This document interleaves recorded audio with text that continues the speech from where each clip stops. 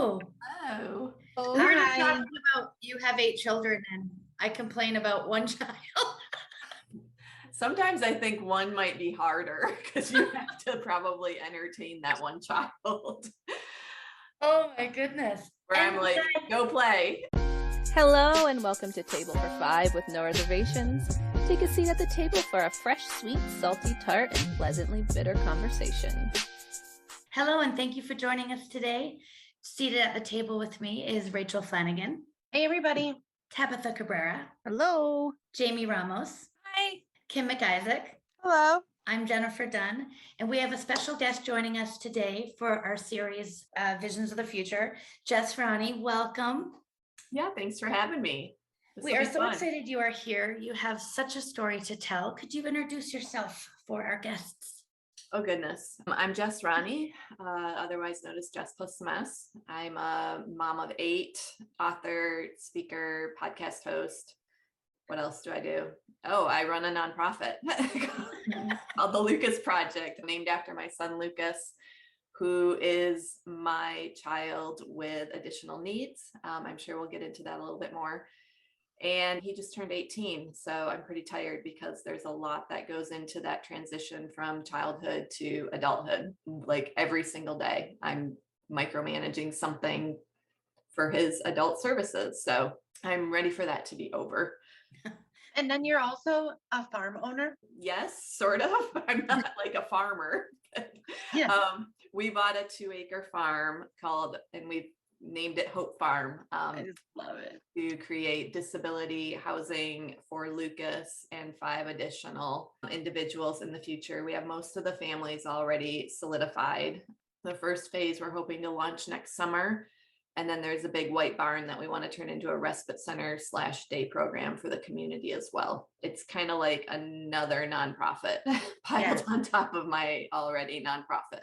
And I have too much going on right now, but I don't know where to let things go. So it is what it is. That's a dream I think we all have for our kids. Right. That's fantastic. That's amazing. We'll get into that. So you mentioned you have 8 children. And wow, you look fantastic. Yeah, makeup does wonders. Yeah, Jess plus an S, how did this happen? Right. How did this happen? All my children? Well, I didn't set out in life to be that crazy woman with 8 children, but I had 4 children and my husband passed away from brain cancer in 2010. And I remarried a widower who had 3 children. So when we got married, we had 7 children, 7 and under, including Luke, who had profound disabilities. And then we had a baby together in 2015. So because what's one more? 8 children. Yes. That's amazing. It's feeling pretty intense right now because we have 6 teenagers. I'm not loving that. Oh my gosh. That sounds incredible.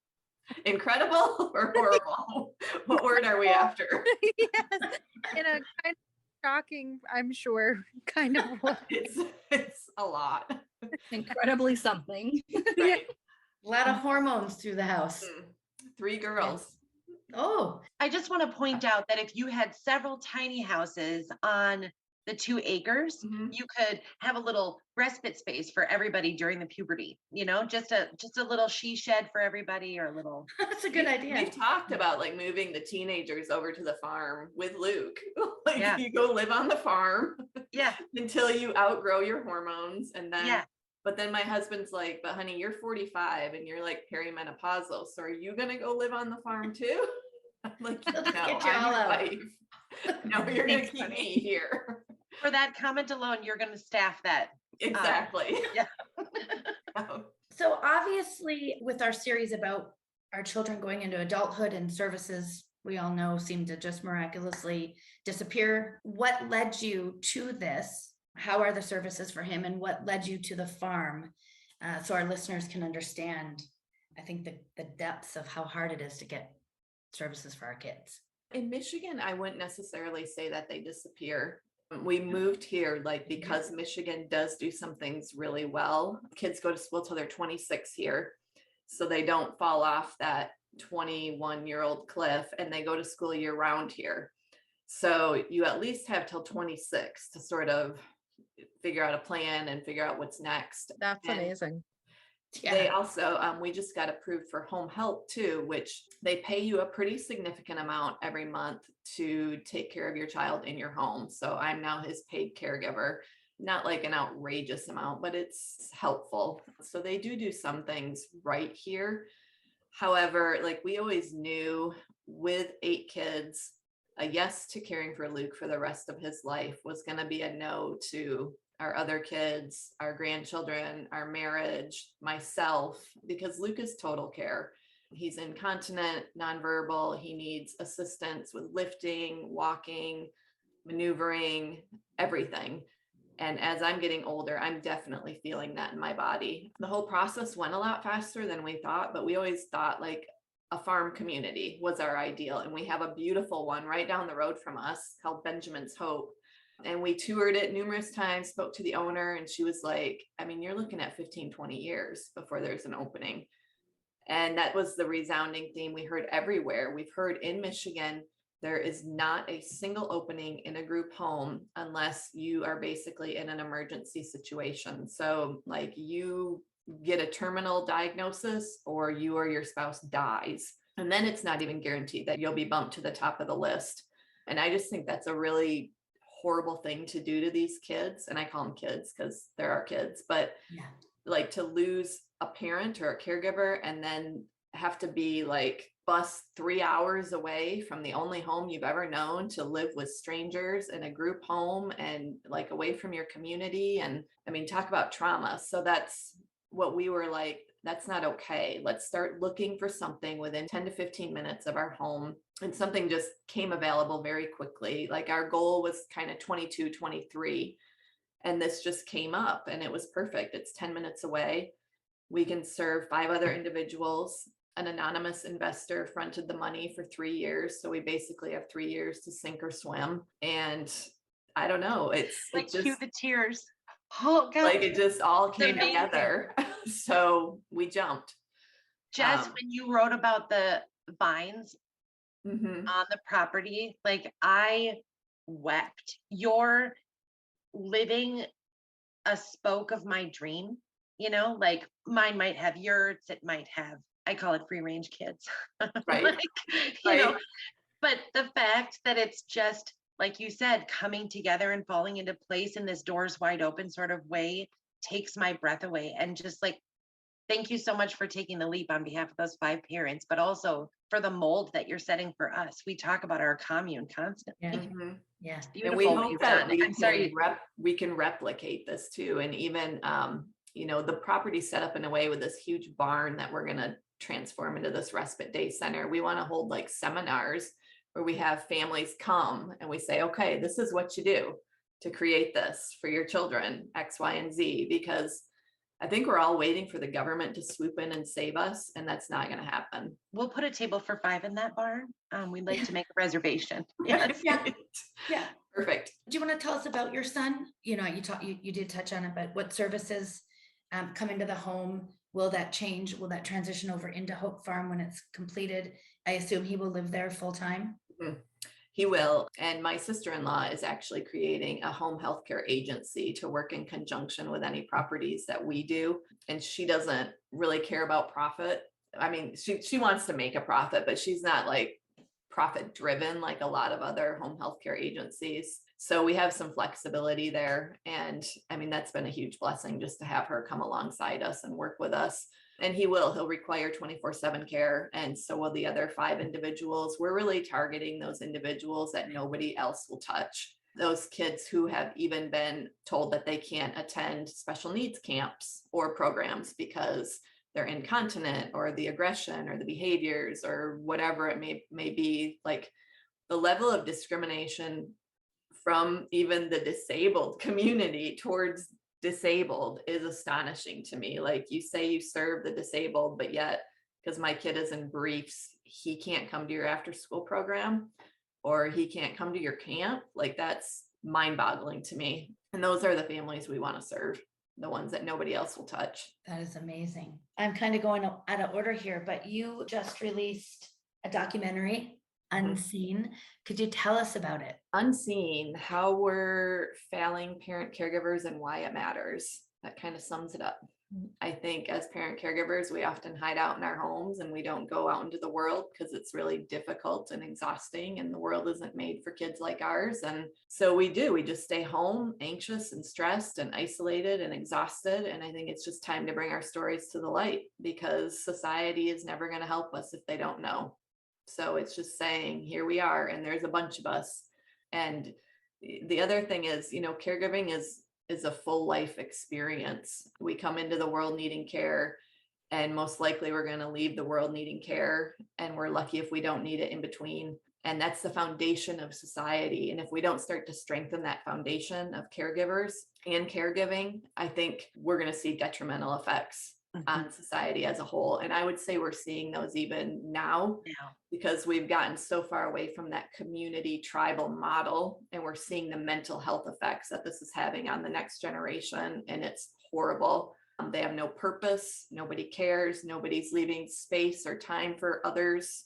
And I think our foundation is cracking, and it's time to do something about it. Yeah, Kimmy has an adult daughter. I mean, our situation is a little different because we're able to manage her fine at home, but there's just no services for her to help her reach her potential, because she's learned and is growing in her 20s more than she did when she was younger, but 18 or 22. So there's just no access to anything to kind of help her along because of her age. She's not cognitively her age. So doesn't really make sense. And a lot of insurances don't cover, even if you can find a place that will take them, insurance will only cover stuff to a certain age. So it's just very frustrating, I find.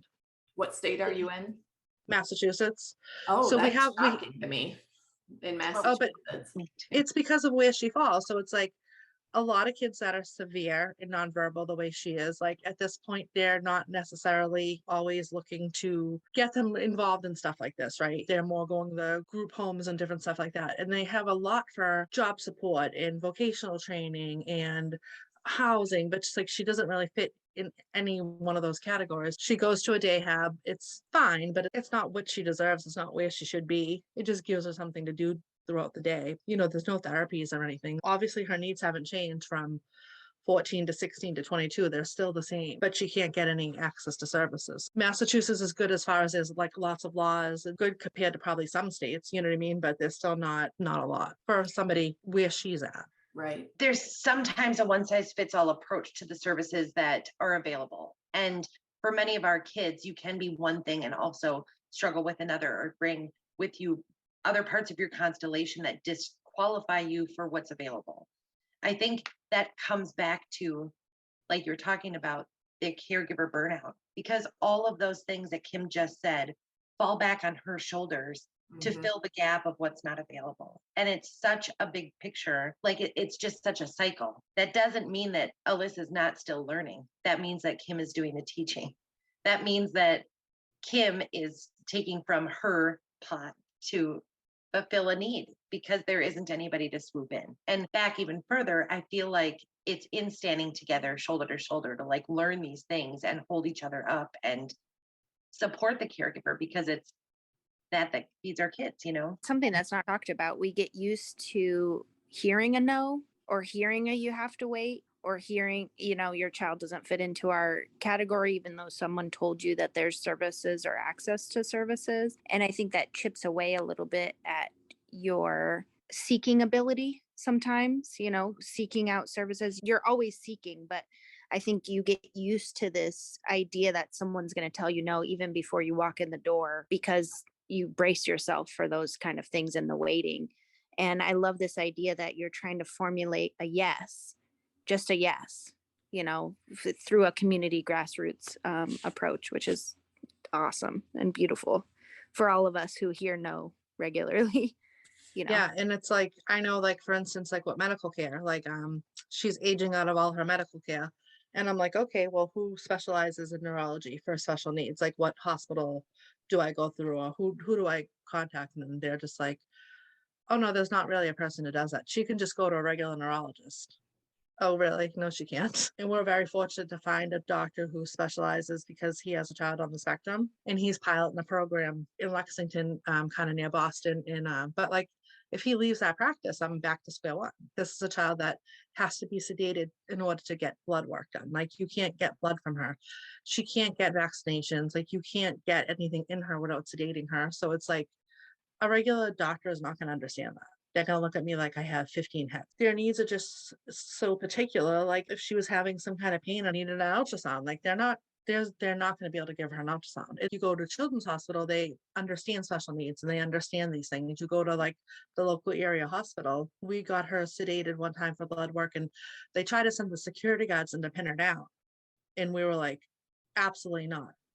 I mean, my husband was like, he got up and he was like, don't touch her. You know what I'm saying? Because they don't know. It's like they just don't know because there's no training for this particular population. I'm sure you deal with the same thing with your son. It's like you can schedule an appointment, but it isn't until you roll in with what everything is that somebody Yeah. understands or takes the time, you know? Well, I think too, like I get so sick of retelling my story Yes. to all the new specialists. And I'm thinking as you're talking, like 100 years ago, there was like the town doctor who like literally delivered the baby, and then even with special needs would have seen that child till the day he or she died. So Right. but now we're like, here's this person and this person and this person retired, and now you get to drive 2 hours away to this person and retell your story again and again and again. And it's like, why can't we simplify it somehow? Like, Right.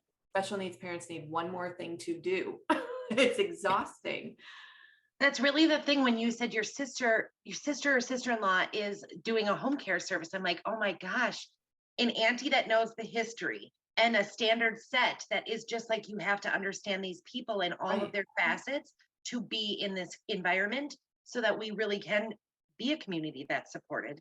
Right. It just takes my breath away. Jess, I don't know if you're tired enough to realize that you should be proud, but you should know. Like, Well, we're just as keep on. desperate for community too. And we talk about Yes. this farm, like we know all these 5 families and we know their kids, and we're talking about like creating a fire pit where we all gather once a month and we do s'mores with the kids and we talk and we have community. Because Yeah. I think with special needs parents too, we're like, yeah, I have community on Facebook. Like, that's not really community. It's Shoulder to shoulder, though, when you Yes. can get shoulder to shoulder with people that understand, it is like going to church, you know, It is. just to be understood in such a And- profound way. And I'm going to get a little choked up. I think we all know, we've all heard the horror stories of homes Mhm. where a lot of our children will end. I mean, it's the reality of it. So to build something safe, those other 5 families Mhm. just must be, just Well, their- I am too, because they're like, yeah. we'll all be so involved. And so if Luke's having a hard day and one of the moms texts me and is like, hey, it seems like Luke is off, or, just to have all those eyes and ears on all Yes. of these individuals. And we started tearing up because we were like, you realize like we'll probably end up going to our kids' funerals someday. Like, Yeah. they're going to grow up together. The oldest is 22. We have like 3 18-year-olds and like a 21, 22, and 23-year-old. So like, we are just going to surround these kids and they're Do going it to, like a co-op. they're going to grow old together. Yeah. Will you have any animals on the farm? Yeah. We're going to Yeah. start with some chickens and goats and probably maybe a dog and some cats. That's amazing. That Yeah, seems I love simple. that. Where in Michigan are you? West Michigan area, Holland area. I grew up in Port Huron, so I don't know how Okay. far that is. Like St. Joe. Ann Arbor. Oh yeah. Other side of the state. Okay. Yep. All right. So what is the process that you have to go through in order to do something like this? Like, obviously you have to buy the property, Mhm. but what else Pray. like does it entail? Pray and beg God over and Beg over and God. over.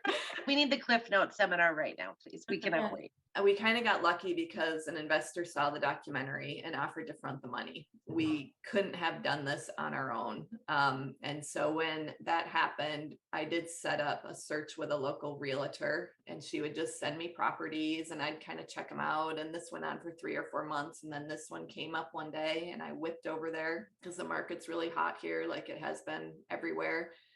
And I thought for sure my husband was gonna like nix it because he's like, the realist and I'm the dreamer. And he walked through and he was like, I think this is it. So we made an offer the next day. And then the following day it was accepted. So we kind of looked at each other like, you know, that movie, We Bought a Zoo, and we were like, oh, we bought a farm.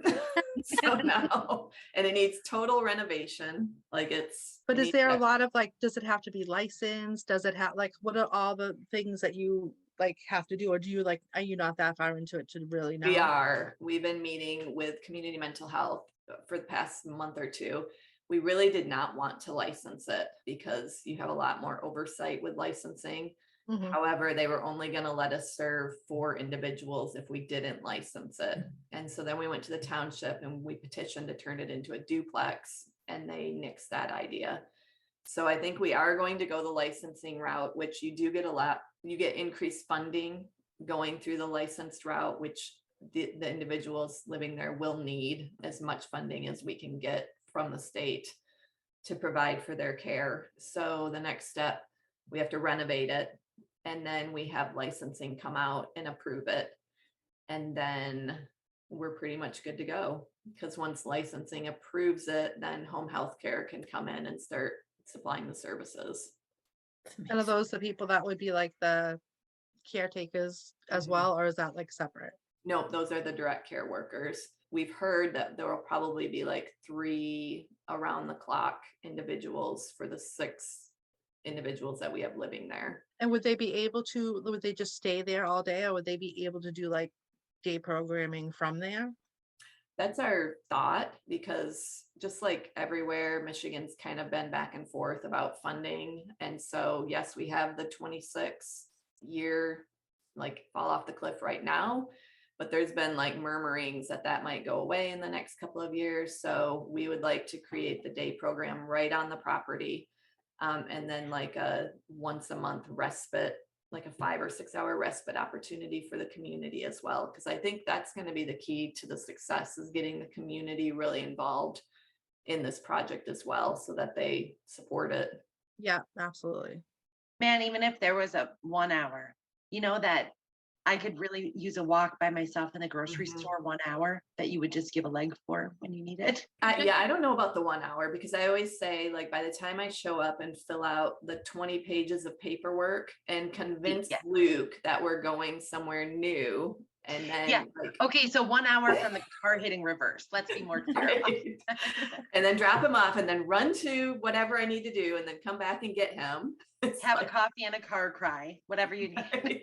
Worrying That's the only whole 7 time. minutes per task. Right. Worry the whole time. Yep. So Jess, obviously you care so much about the caregiver. What got you to this point to be like, hey, we need to help people like myself? And even if you could explain a little bit, like, we know Lucas is, 24/7 care, how that's affected you in your life and why you want to help other caregivers so much. I usually call myself the reluctant caregiver. Like, I'm not that really mushy mom who just loves to, hold my kids all day long, or I don't know. I'm a fixer. I'm like very type A, like, there's a problem, let's fix it. But I think I realized a few years ago that I had a unique advantage in having cared for a sick husband for 3 years before he passed away, and then a profoundly disabled child. And for some reason, like, God taked me it and was like, here's 8 kids too to be a caregiver for. So I think, I don't know, I just have a unique perspective and understanding that this is what the human experience is about, is caring for each other. And we've really gotten away from that. And even as I've been speaking so much more, I'm realizing that is the angle. Somehow we need to get back to taking care of each other, because I think we used to be a lot better at that. And then, like I say in the documentary, my body always hurts. I think somehow, like, outwardly, I'm able to sort of pull it together. But at 45 years old, for 5 years, my body aches all the time. And I think it's just that, like that book, The Body Keeps the Score. I am in constant pain, joints, bones, everything. And it's just that fight or flight that you live in. Like, you never know. Like, today we sent him to school, but he was kind of acting kind of tired and off. And all day I'm just staring at my phone. Like, when is that text going to come? When is that email going to come? And am I going to be able to do this interview and get my work done? And people just don't, and yes, I get that you get that with typical kids too, but if Luke comes home, it is me beside him 24/7. It's different than like your typical child comes home and you put a movie in or whatever. Luke needs me beside him 24/7, and it's intense. So there's just, I think that's what I'm recognizing too at 45 years old. I don't know how many more years my body can literally take all this trauma and stress before it starts to give out. And I don't really want to wait around to see what that looks like. So that's, I think, why we're moving forward probably faster than we would have even with Hope Farm. Well, I just love the emphasis that you put on community. And I think that's really what I've found. Like you said, you cannot wait for the government forever to do these things, and we can fight for this and that. But really, people putting that effort in and coming together and building places for our kids or building programs for our kids. Like I think about all like the special needs sports my son's in. It took like a parent or an uncle of someone with a special needs to really start that and get that going. People don't understand. They don't understand the day to day. So when they're looking at a bill or you're sitting at a board meeting presenting something, they don't really understand what it's like. So I love that you as parents, and then you're coming together with these other parents to create a community for your children. It's just beautiful. And it's really like, I mean, I like to live by this philosophy that any person can make something out of nothing. You just have to have like a motivation or a drive or a reason or, you know, some kind of steam behind you, and then get all the other people to join you in that fight with however you're going to do that. And I think your life speaks to that. Like you formulate and make services that don't exist because we can't get them from somewhere else, or even just to have everyone seen in this documentary, which in turn helped provide for your farm future. So it's like a stepping stone each way. But I think as all of us as a community of caregivers, we see all these missing stones in the path, and each person can maybe put one in place if we all come together to do that. So it's really, really, really beautiful. I was going to ask you how it's a little off topic, but that's me, how your other children are with Luke. The Josh is cool thing is really adorable. Love it. They're really good with him. They almost like treat him sometimes like their forever toddler. Like, come on, Luke. Like they help him do things. And yeah, Josh and Luke definitely have a bond, and Maya and Luke definitely have a bond, because he'll go and lay on her bed and she'll just sing to him for hours and hours. You know, some of the siblings he's not as fond of. One walks by him and well, that's typical. and he screams every time she walks by. So it's just, you know, I don't know. People ask that often too, like how don't you feel guilt or about their life? And it's like, it's their life. I mean, 7 of them also had a parent die. Like, yes, it's just their story, and what they choose to do with their story is up to them. Like, I didn't want my husband to die either. I didn't want to raise a profoundly disabled child, but it's what you do with the story you've been given. So no, I don't feel guilt over their story, really. I think it's made them more compassionate, beautiful human beings. And I think that's what we want in the world, don't we? Like our kids to grow up and be compassionate, kind human beings. 7 of those children will be painting the barn this summer. Oh, no, they won't. They can't draw. They want it beautiful. That's amazing. So we've had a few other parents on here, and we've talked about the guardianship process, and it's been a little different for each child and just the level they're at. Have you guys gone through that? And what was that like for you? That's like one of the biggest questions we get. I think a lot of parents are nervous about the guardianship process. So far, everyone said it's not that bad, but have you guys? No, it wasn't that bad. It was just time consuming. And honestly, if we hadn't had like Hope Farm sort of as a light at the end of the tunnel, I think it would have been much more emotional for me. But like, we have a plan in place, we feel good about it. And so it's kind of in a weird way, like my other kids, you know, fly the coop and go off to college or whatever. And that's kind of like, okay, we're just getting Luke prepared, and we visit the farm all the time. He's already like familiar with the word Hope Farm. Like, you want to go to Hope Farm? So we're going to do this for a year and a half and just get him acclimated. And so that I think by the time we like drop him off there, it'll be a familiar place. And we're 10 minutes away. So, it's not like across the country or anything, but that was helpful, I think, to have a plan in place, at least for my personality. Like I like to kind of know what's next. Which is the hardest thing, I think, with special needs. Right. No, it's coming. Did you guys have to go to court or anything, or was it all filed through a lawyer? We just had a court meeting like on Zoom. Okay. Oh, I was saying, do you have a timeline for when it will be able to open? And my timeline would be next August to have the first 4 individuals move in. Can you talk about your nonprofit, the Lucas Project? Because we haven't really talked about that yet, or ways people can help support the Lucas Project and what you guys do over there. Yeah, in a nutshell, we provide recognition, respite, and residential support for special needs families. That has sort of evolved with my personal journey with Luke. We just added residential in the past 6 months. It was always recognition and respite because we realized that the problem seemed to be respite. Nobody could ever get a break, but how were we going to solve that problem, which was the recognition portion of it, which led to the documentary. And then the respite portion, we send care packages to caregivers across the nation. And you can nominate a caregiver on our website. And then we provide respite grants to individuals or communities who want to start respite where they live. So typically those are like $1,000 startup grant. And there's an application process and a vetting process where we interview you and get an idea for what your vision looks like and, all of those good things.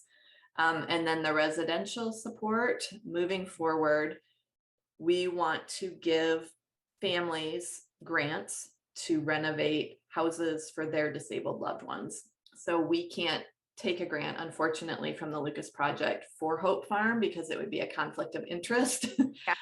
But we want to do this as a model. And then moving forward, we want to encourage other families to find a group, find a house, and then apply for a grant. Ideally, we'd like to provide $25,000 to $50,000 grants to those groups of families to make the house beautiful and accessible for whatever group of individuals they're going to serve. Because again, I think it's just, to stop believing that the government's going to swoop in and save us. It's time to kind of take matters into our own hands and create some solutions for ourselves. And then maybe if the government's like, oh, families are creating this, maybe they'll throw us a bone.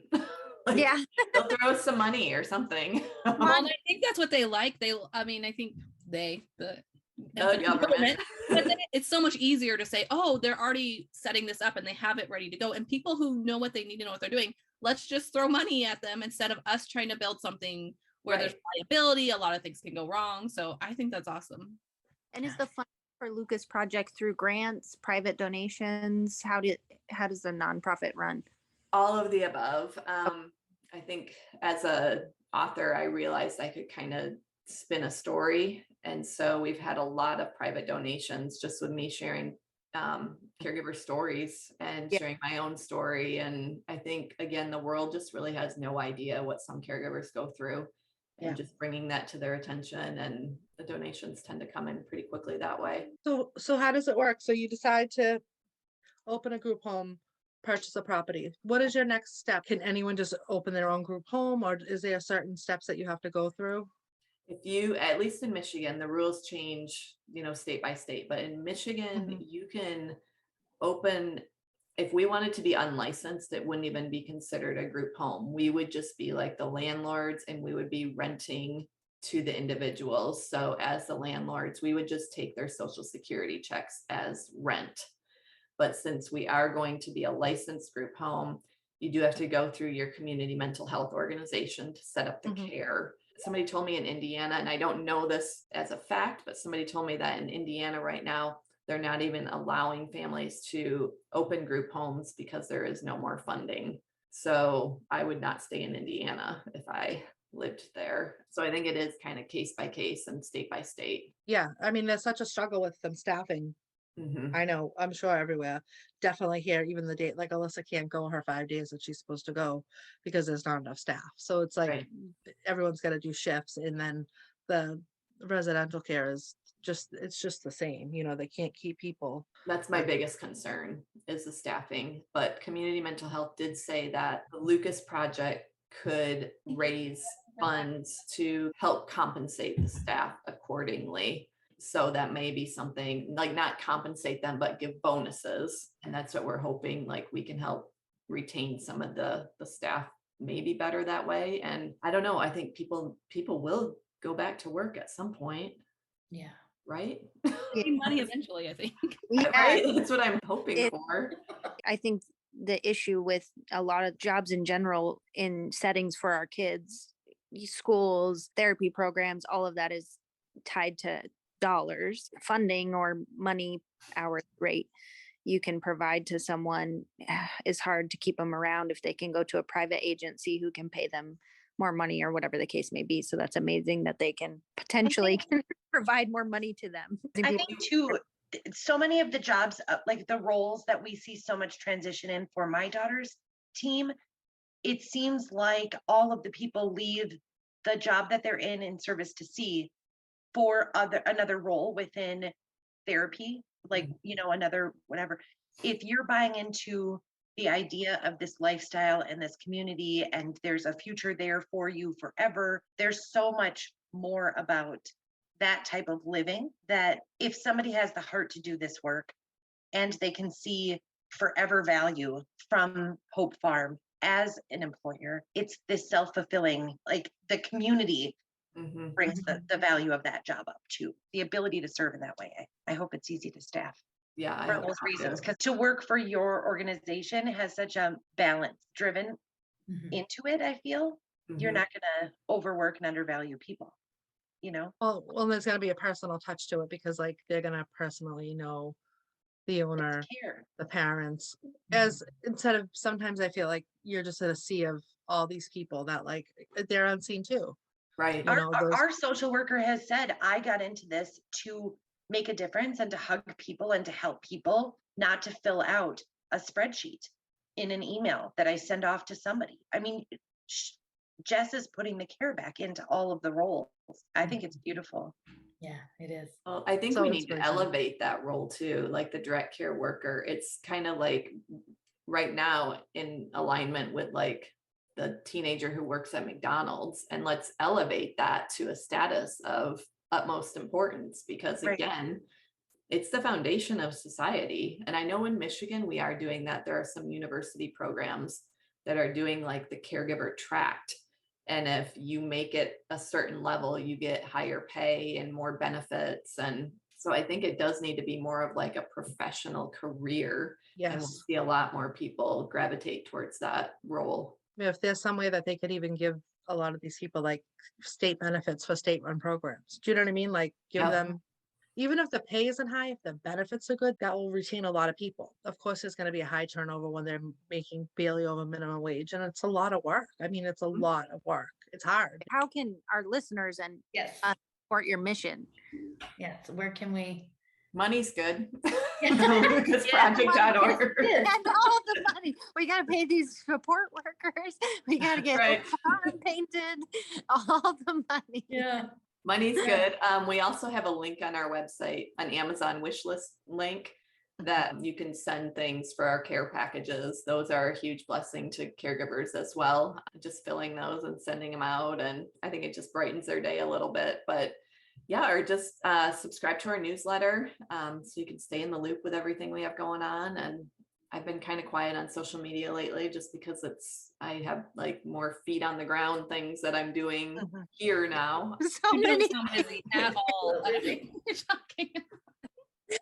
I have a few things going on. Yeah.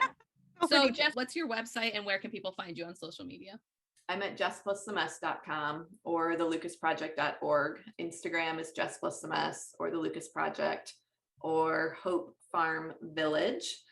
And Facebook, I just got my page back. So Jess Plus the Mess, or I'm at Coffee with Caregivers because that was my backup page.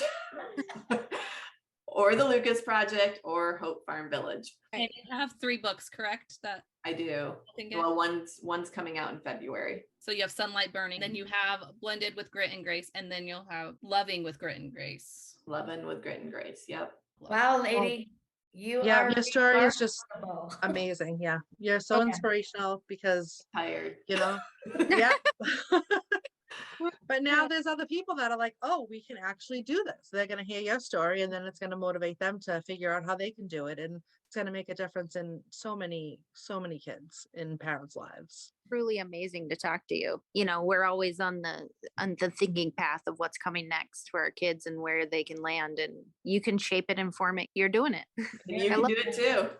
You know, it's a lot, but I guess I look down the other path and I'm like, that's way more if I don't create this. Yeah. So Congratulations for figuring out the sustainable path that keeps you from aching. I Oh, haven't.